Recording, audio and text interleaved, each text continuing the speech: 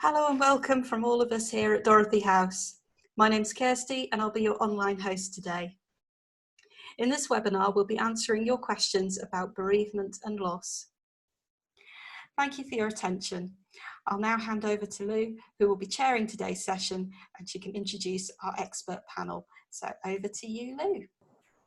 Thank you so much, Kirsty, and thank you everybody for logging on today. This is our third Friday lunchtime webinar, and we really hope that you're finding these useful. My name is Lou Medell. I work in the communications team here at Dorothy House Hospice Care. We hope today will be a really good opportunity for you to ask any questions that you may have on bereavement and loss, what you're encountering in the workplace, and more widely in the community at this time. Today's panel from Dorothy House will answer as many questions as they possibly can, but don't worry, if your question hasn't been answered, we will make a note of the question and we will publish on our website the answers. We may not have the answer to everything, and we will be honest about that, and we will get back to you if we can, or signpost you in the right direction. So I hope that's helpful. I would like everyone's panel today to introduce themselves. So I will pass over to Simon. Hello, my name is Simon. I am one of the team leaders of the nurse specialist, and I've actually been a nurse specialist myself for the past 17 years. It might actually be 18 now, I've lost count. And I'd like to pass over to my colleague Debbie. Hi there, my name's Debbie. I'm a hospice at home carer and have been with Dorothy House for coming up to 7 years. And I'm going to pass over to Anne. Hello everyone, my name is Anne. I'm the psychological support lead at Dorothy House in the family support team, and I have been here for just over 6 years. I'm going to pass over to Gina, who's going to get in short. Hi, my name's Gina Proctor. I have been at Dorothy House for the last 5 years. I'm a nurse on the inpatient unit, but I'm also the clinical lead for infection prevention and control. Brilliant, thank you all very much indeed. Right, so we've got some questions coming in already. So I'm going to put this one to Simon, and then possibly if Debbie'd like to add afterwards. The question is as follows. We have a resident in our care home who keeps asking for their family. They are not COVID-19 positive, and they are being more and more agitated. What should we say and do? Do you have any tips for supporting them? Simon? It's not easy. There are no straightforward answers to this question. There's nothing that's actually going to help. All we can do is absorb that person's distress at not being able to be with their family at this time. In fact, become part of a surrogate family, I suppose. And that's hard because you're not doing what you've been trained to do, which is to help. So it's about being able to keep on going in, keep on allowing them to be upset, allowing them to be angry, not shying away from that, and helping them explore their feelings as well. All right, so allowing them to start opening up a dialogue, talking about how it's impacting on them. Not trying to sort it out, not trying to make suggestions, just allowing them to talk about it. And it's going to be the same every day. Yeah. Every day.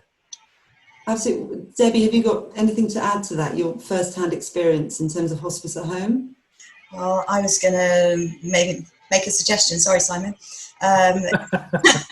for maybe the possibility of FaceTime, that sort of thing, so they can see their families, offering to write letters if possible, if anything they wanted to say to their families that they could share and maybe post to families, and get families to deliver special things to the care home that are special to them, that means something from their families, and photographs, and to keep them talking about their families. Really, I'm looking at Anne nodding. I think Anne might have some suggestions as well, possibly.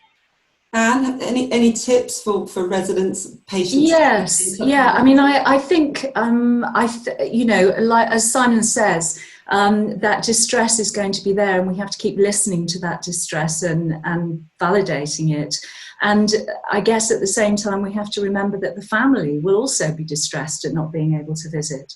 So in addition to the things that Debbie was suggesting, letters and cards, I think voice recordings, encouraging the family perhaps to record a favourite piece of music or song.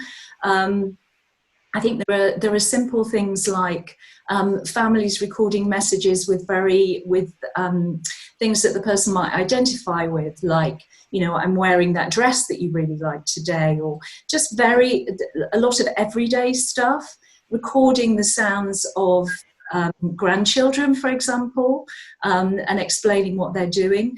Though all of those kind of things that will help keep the person in touch with the life that their family out there are living, and help them to feel a part of it in some way. Okay. I think there is some confusion, it would be fair to say, about, I think some people don't realise perhaps that non-COVID positive patients couldn't have visitors. Is that anything, can you shed any light on that, Simon or Gina? I think we'll pass it over to Gina, really, with what the inpatient unit policy on visitors is, I suppose, is what we would recommend for the nursing homes. Yeah, Gina. Yeah. I think every nursing home will probably have their own policy about visiting. Certainly on the inpatient unit, we are having no visitors until the patient is at end of life. And that is about keeping all of the staff and all of our patients safe, which I believe is the same in most care homes. They're doing exactly the same thing. And it's really, really tough. It's a really hard thing to do, to have no visitors. But it is about keeping everybody safe, which is really hard for everyone. And I mean, I think it's important to add to that it's really hard for patients and families, but it's also incredibly hard for staff. Because I know here at Dorothy House, but also in care homes, it means that staff aren't able to provide residents, patients with the level of care, the kind of care that they're trained to do and that they're experts at. So I think, you know, there's a level of distress that runs through staff as well as patients and families about this situation. I think that really has to be acknowledged, because I think it's very tough for staff. Yeah, absolutely, and we'll come back to that. In terms of supporting relatives who are upset at not being able to visit, Anne, is there anything you want to add on that?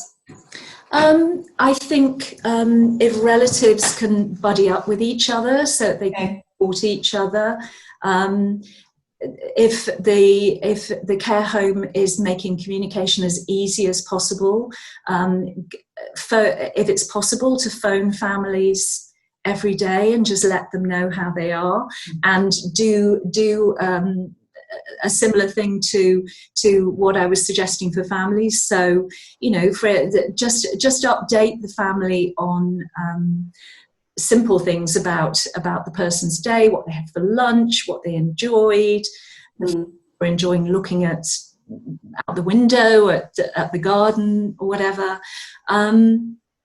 Yeah, it's about making those contacts really genuine and really trying to give them a sense of their loved one, and how life is for them today. Okay, thank you for that. Debbie, another question that's come up. The family are really angry about not being able to visit, or not all members being able to visit. What should we say?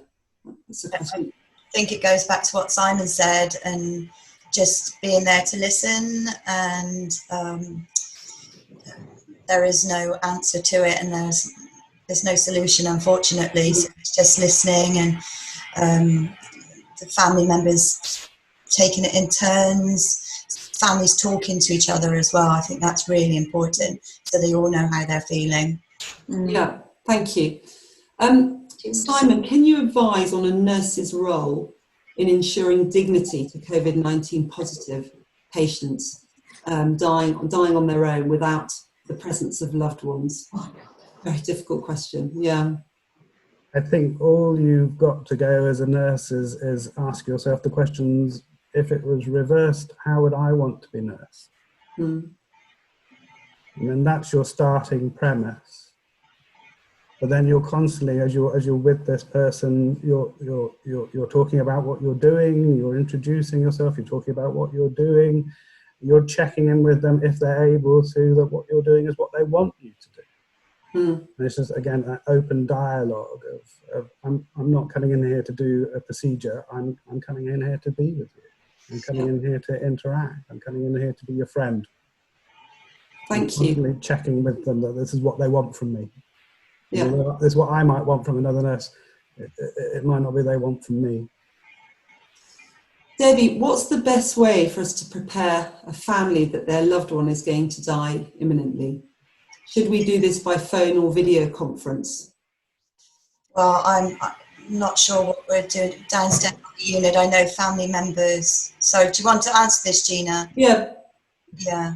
Sorry, can you just repeat the question, Lou? Absolutely. The question that we've had is, what's the best way for us to prepare a family that their loved one is going to die imminently? And should, obviously, with visiting restrictions in place, the question is, should we do this by phone or video conference?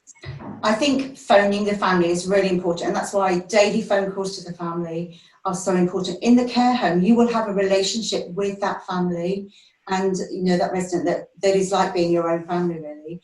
And it will be about knowing what their wishes are, what the patient's wishes are. But I think the phone call to the family is really important, and letting them know that there is a change in condition, whether that, you know, that patient is, you think they're dying, or, you know, a change. It's about letting them know as soon as there are significant changes. And then, particularly here on the inpatient unit, we're allowing people to come at that time and they move in to stay with them. So I don't know what care home policies are, and they may all be different, but and knowing what the patient wishes are, resident wishes, families want, because not every family will want to be present at that time. But I think keeping in touch and letting them know how they are, as soon as something significant changes, just ring them and just say, this is what's changed, what would you like us to do? Would you like to come and be with them? And we're very fortunate that we can have 2 family members come and be with our patients. So it will be about what the care home policy is as well. Fantastic, thank you. And obviously in last Friday's webinar, we did cover the topic of advanced care planning, which again is broad, and there are lots of questions with that, but you do please go onto our website for further information. And there's some fantastic resources out there from other organisations as well, such as Swallow and Easy Read booklets, those with learning disabilities. Thank you very much. Families are saying that children are distraught at not seeing their grandparents, and they're asking for advice about whether to tell the children or how to tell their children that their grandparent is dying or has passed away. Anne, can I put that one to you? Yeah, and again, of course, it's not an easy one at all, especially as the children may not have seen the grandparents for some time. I think it depends how much children know already. What we would always advise in talking to children is getting a sense of what they're aware of. What do you think is happening? What do you think is happening with grandma or grandpa? You know they've been ill for some time. Telling children what I would say is that telling children is a process. Sometimes that process needs to be compressed. But it's about, first of all, starting by finding out what they know, what they think is happening. And most people will find that the children know far more than they think they do. Yeah. That they will have made those leaps themselves. And then answering all their questions honestly. And letting them know that their loved one is going to die. And if you can't answer the questions like when or then say, I don't know, but it's probably going to be quite soon. So it's really being very honest, very open, but age appropriate. So don't give children more information than they're able to understand. Talk in the kind of language that they're able to understand. And particularly with younger children, be really clear about your language. So telling a 3 or 4 year old that, you know, grandma's going to be a star in the sky, will not let them know that grandma's dying. So children of that age may take things very literally. So people will actually need to be very clear about explaining what's happening and not use, I mean, adults like to use euphemisms like passed away or gone to sleep. Don't use those with children because they may take them literally.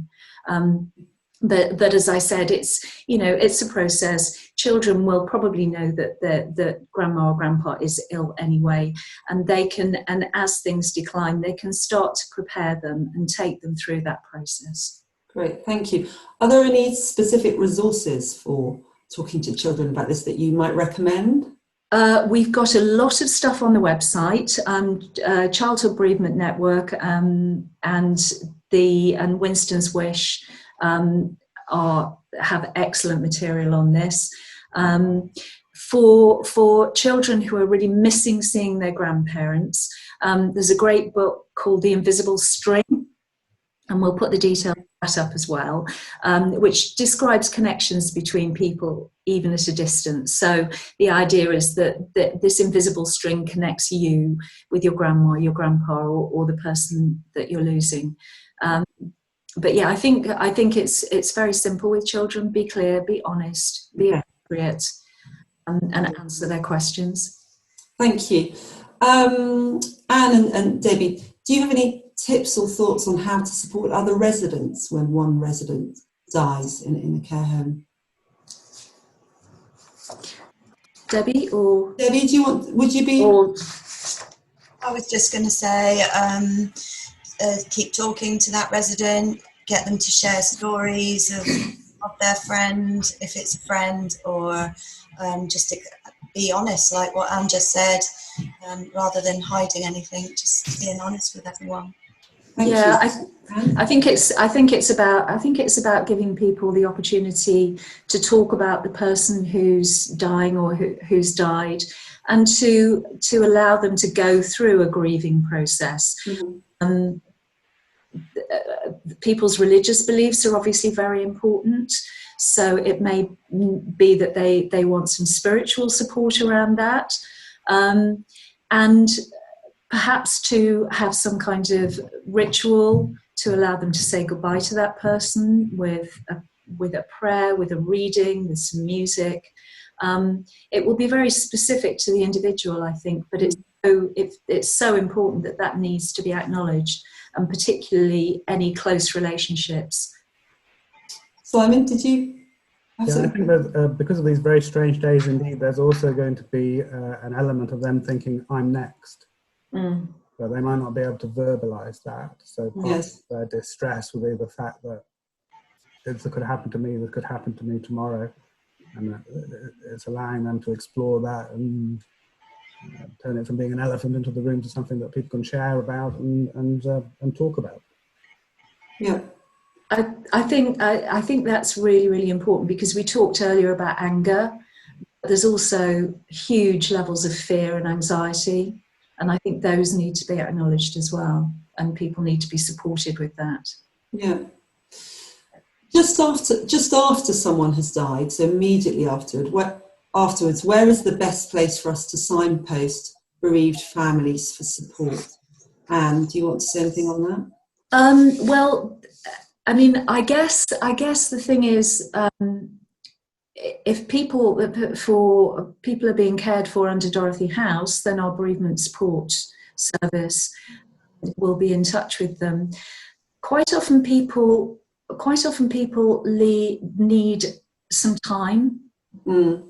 They, rather than going immediately to support, quite often people need some time to be together, to communicate with each other, to really kind of absorb the information and process what's happened before they go for support. But again, there's a range of resources on the website, local groups and national groups that people can contact. There's crews, And there are a range of other organisations that people can contact. So if we can direct people to the website and to those groups. And again, the spiritual support will be very important for some people in that. So to contact their priest, their minister, or their spiritual supporter. Thank you.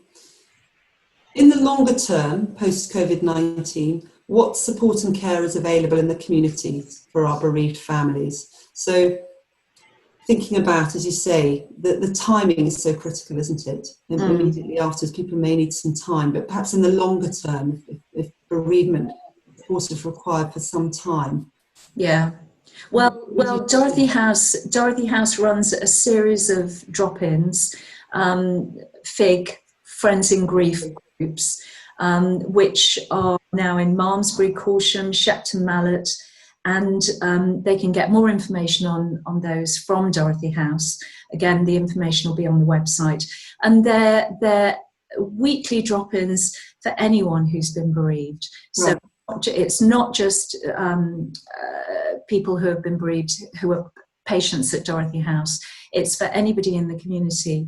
And those groups have been fantastically successful, because what we know is that in this situation, it's peer support that really makes the difference to people, and being able to be with people who know how it feels.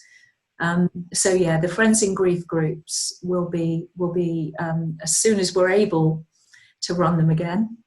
Yes, they will be there for people. And available to everyone. And available to everyone. That you can go as little or as often as you like, and you'll find friendly faces, a cup of tea and a biscuit, and an opportunity to just talk things through and get some support. Lovely, thank you. If we think a bereaved family needs some outside support from the care home, who can we suggest they contact?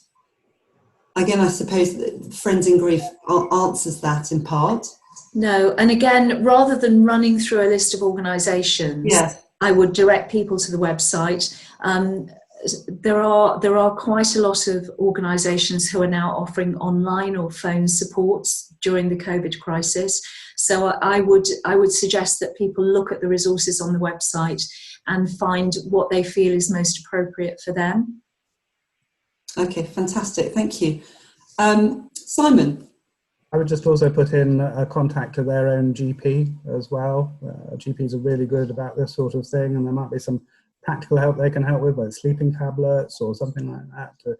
And they're all very, very, very our GPs at the moment, very good at listening, and they will signpost as well.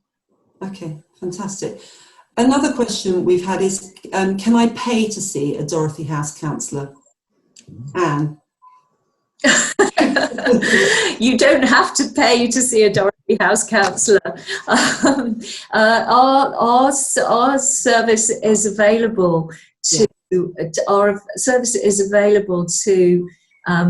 all Dorothy House patients and their families and loved ones. So yeah, people don't pay to see us. The service is there for all our patients and families. Took the words right out of my mouth. Thank you. Another question. I have a friend that needs some help, but they won't seek help. So what can I do? Debbie, would you? It's a tricky one, isn't it? It is a tricky one.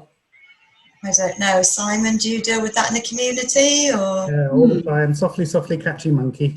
Yeah. The more you try and push someone into doing something, the more they'll stick their heels in, and eventually they'll stop you coming because they're bored of it. You know, why are you telling me this? So you don't go on about it. You keep on talking, you keep on sharing, and you wait for that little chink that they show a little bit of weakness. So when you say that, do you mean that you would like to talk about this with somebody else? And it might be that that's all that's needed. The other side is something we're designed to do. Grief, we're designed to go through it. It's kind of hardwired in here. Yes. And it's not something we should be afraid of. It's something we should embrace. And if it's some people, they do things on their own. That's right. Yeah, and I think we have to acknowledge that everybody does things differently, and they do things in their own way, and they do them at a different rate. Yeah. And it's, I mean, we all know about the idea that people should be over it after a certain amount of time and all that kind of thing. But grief is a process that people have to go through, and they go through it in their own way and at their own speed. And as Simon says, there's absolutely no point in trying to push somebody help when they're not ready to do it. When they're ready to do it, they'll do it. And if we sometimes see people who are pushed into getting support, and they come and see us once and then they never come back because it's not the right time for them, and it needs to be the right time. Great, thank you very much. Moving into a slightly more practical area, another question we've got, and this one's probably best given to Gina, if she's still there. What's your advice on a deceased person's possessions and contamination from COVID-19? Good question. So I know in a care home, normally the family would love to come in and pack up belongings, so it's very hard. Practically, you have to leave the room for an hour at the minimum to let COVID settle. And then I would suggest that everything in the room is cleaned with a Clean wipe or whatever product you're using in your care home, and wipe everything and then pack it as you clean it. And then so everything will be then clean and ready to give back to the families. But also it's about knowing what the families want back. They may not want, everything back, but I'm sure they'll want precious things. But it is about leaving it for that hour at minimum, and then just clean it all with the Chlora. I can't think of the product, but anyway, either with a Clean Air wipe or with one of the housekeeping team are using to clean products, and pack it up sensitively and return to the family. But also about knowing what the family want. Great, thank you. What about at home? So not just in a residential setting. Debbie, is there anything you could add to what Gina said on that? About the person's possessions at home? Yeah, and just contamination from COVID-19 and anxiety people may have around that. I suppose exactly the same as what Gina said. If they're looking to take their family's possessions to their home, to clean them with any sort of disinfectant, antibacterial cleaner that they would be using anyway. Okay. And I think if they're already in their own home, that the families have probably been with their loved one already in their own home. So I think it's just isolating. Yeah. Sure, everything's had a clean. Okay, fantastic. Thank you. On a slightly different tack, another question. A resident wants to make a will. Can this happen during lockdown? Anne?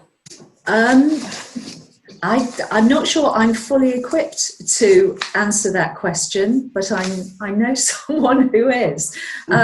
Yes, there's absolutely no reason why a resident. I think I'm just searching through my information here. At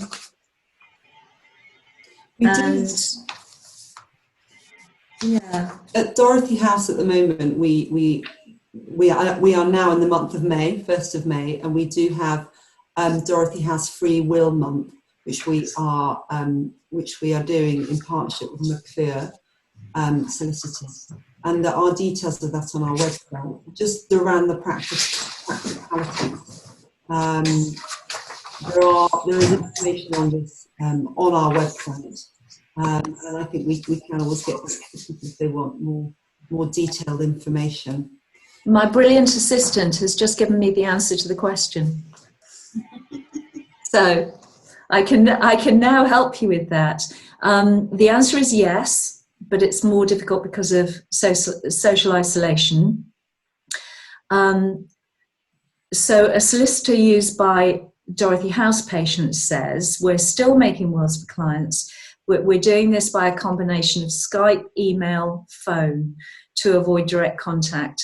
As far as signing is concerned, because physical signatures can't be replaced with e-signatures for the signing of wills and LPAs.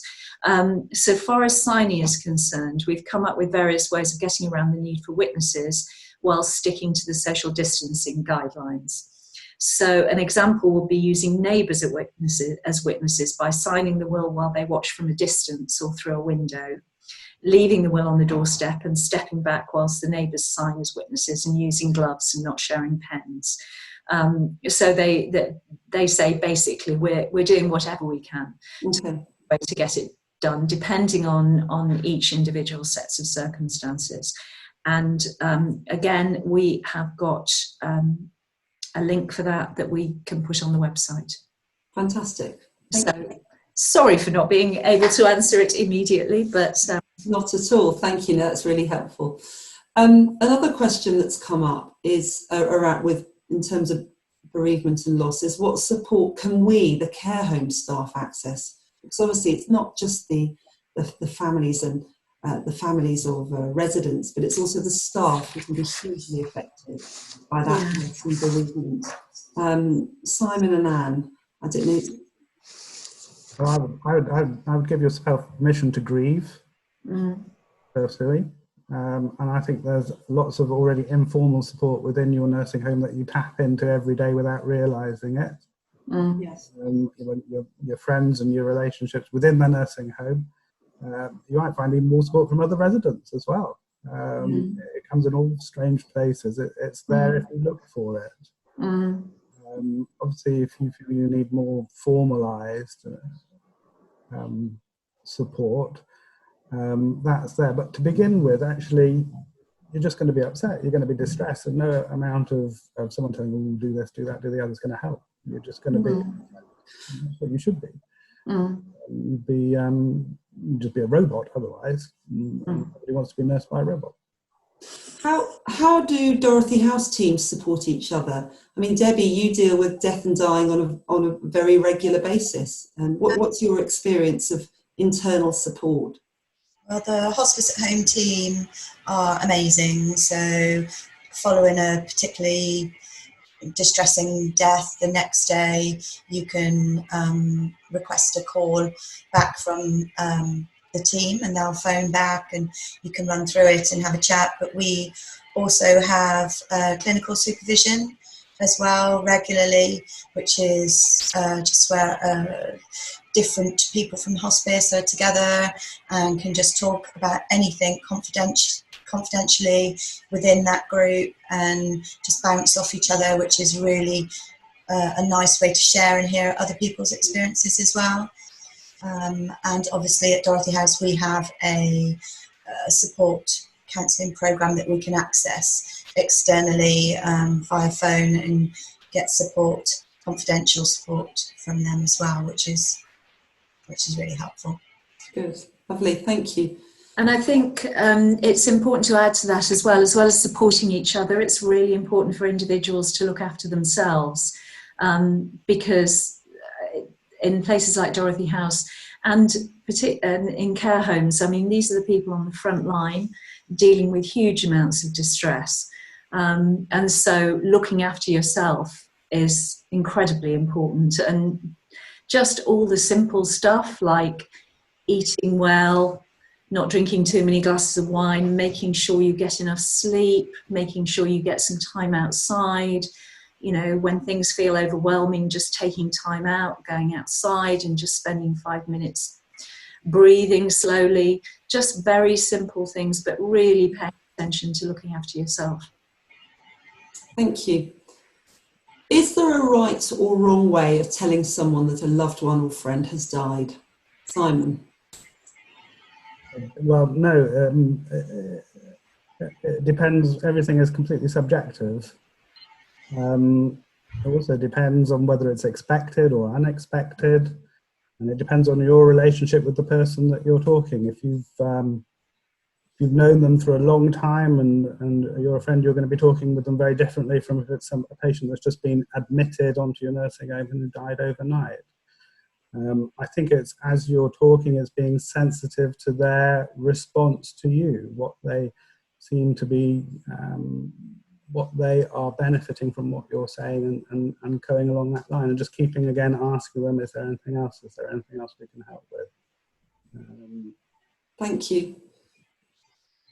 Debbie, is there anything you'd like to add to that? Because I'm mindful you've got huge experience in this area as well. Like what Simon said, just honesty as well, I think. Yeah, just what Simon said. Okay, thank you.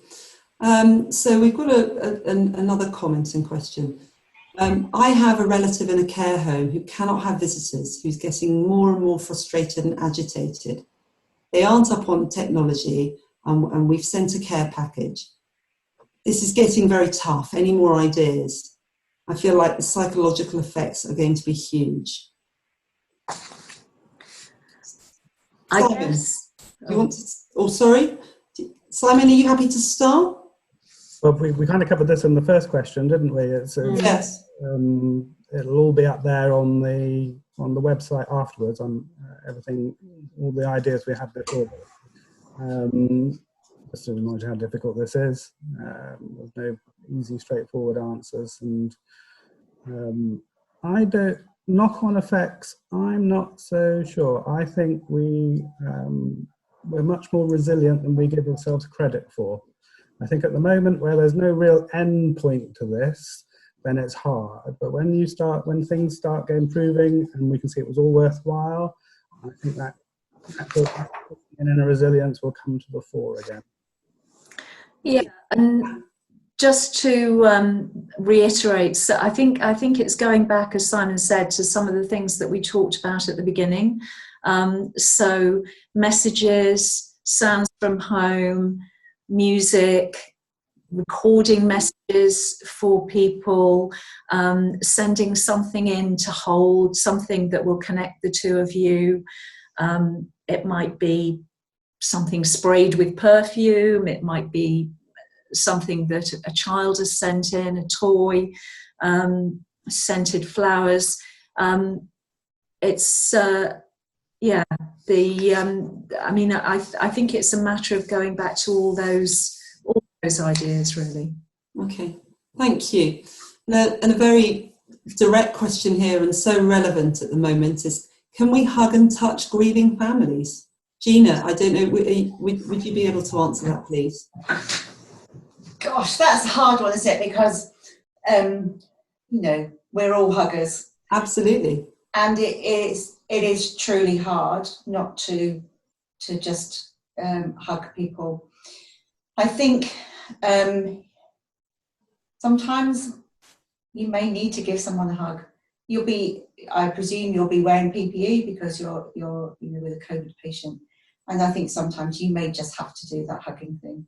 I know on IPU, sometimes that's all that but also you can still touch people. We can still hold someone's hand. We can still touch them, even though we're wearing gloves. That touch is still really important. And I think you have to be guided by what people want. People may actually say, no, please don't, because of that social distancing, and that's okay.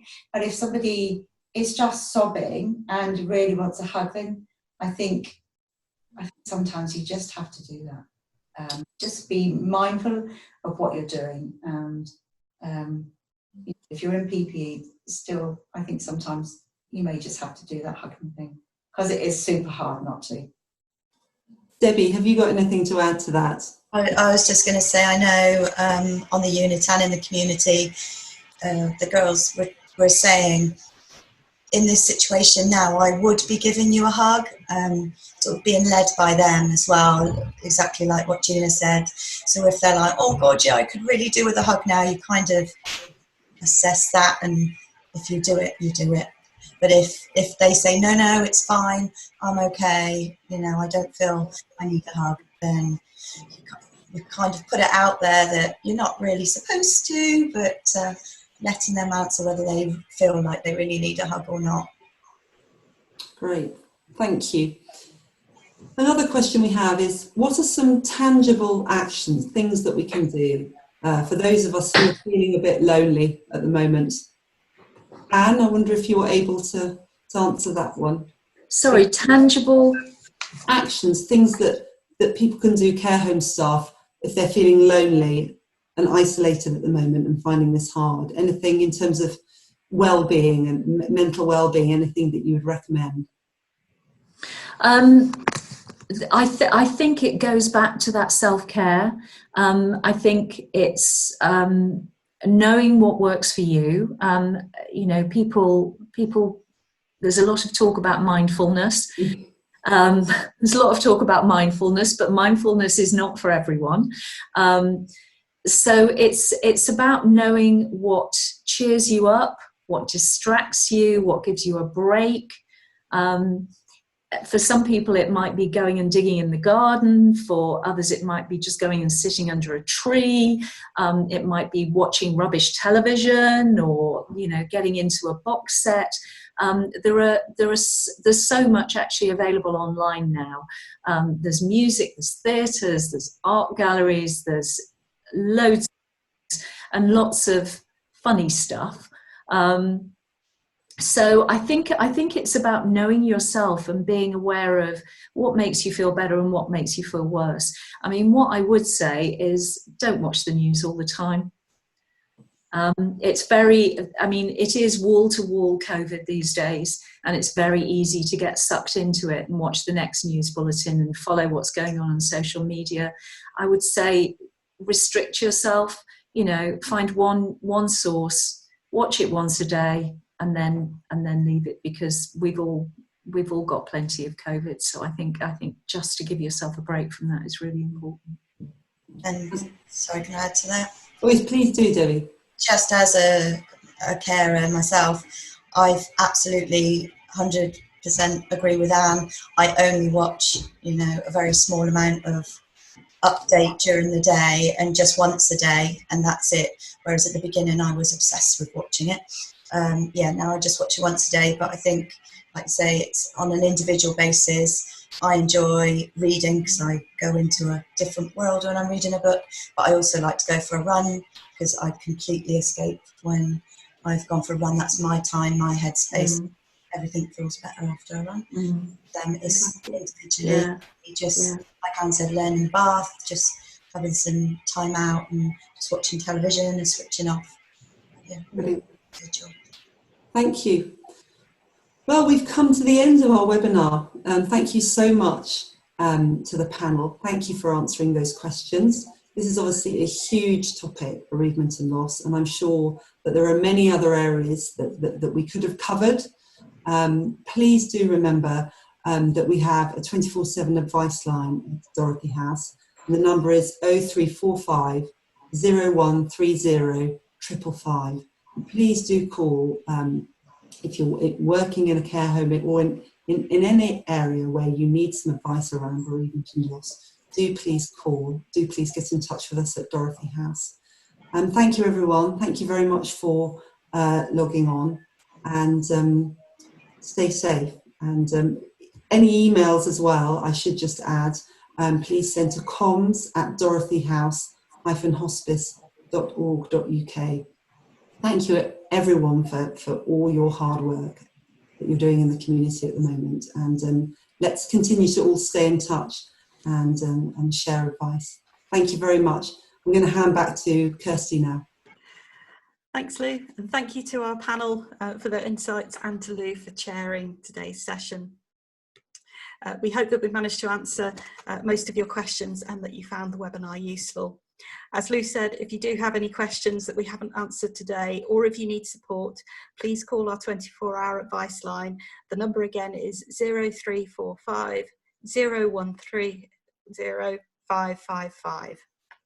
To find out more about Dorothy House, the care that we provide, and how we're stepping up our support during the COVID-19 pandemic, please visit our website, dorothyhouse.org.uk. A recording of this webinar and other useful resources are available online at our website. Thank you once again for joining us here at Dorothy House.